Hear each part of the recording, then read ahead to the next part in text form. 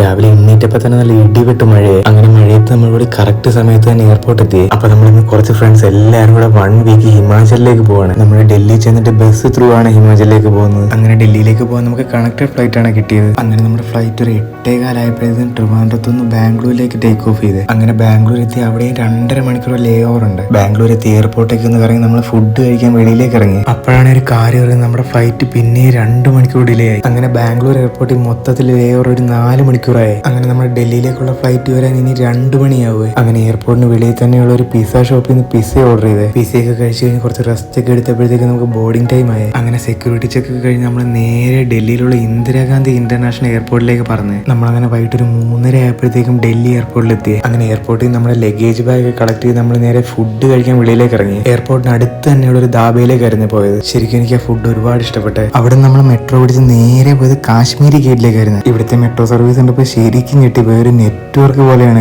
ഇവിടെ ഓരോ റൂട്ടിലേക്കൊക്കെ പോകാൻ കളേഴ്സ് വെച്ചാണ് ഐഡന്റിഫൈ ചെയ്യുന്നത്. അങ്ങനെ അറ്റ് ലാസ്റ്റ് നമ്മൾ കാശ്മീരി ഗേറ്റിലെത്തി. നമ്മുടെ വണ്ടി ശരിക്കും വരേണ്ടത് 8 മണിക്കായിരുന്നു, ലേറ്റ് ആയത് 9:30. അങ്ങനെ ബസ്സിൽ കയറി ലഗേജ് ഒക്കെ വെച്ച് നേരെ ഹിമാചലിലേക്ക്. അങ്ങനെ വണ്ടി വിട്ട് 1 മണി ആയപ്പോഴത്തേക്ക് ഹരിയാനയിലുള്ള കുരുക്ഷേത്ര എന്ന സ്ഥലത്തിനടുത്തുള്ള ഒരു ഹോട്ടലിലേക്ക് കയറി. ഇന്ന് കഴിച്ചത് വെച്ച് ഏറ്റവും മോശം ഫുഡായിരുന്നു ഇത്. ശരിക്കും ഫുഡിന് നല്ല വിലയാണ് ഞങ്ങളുടെ നമ്മൾ മേടിച്ചത്. അങ്ങനെ ട്രിപ്പിലെ ആദ്യത്തെ പണി കിട്ടി നേരെ ഹിമാചലിലേക്ക്. അപ്പൊ ബാക്കി വിശേഷങ്ങളായി അടുത്ത വീഡിയോ കാണാം. ബൈ.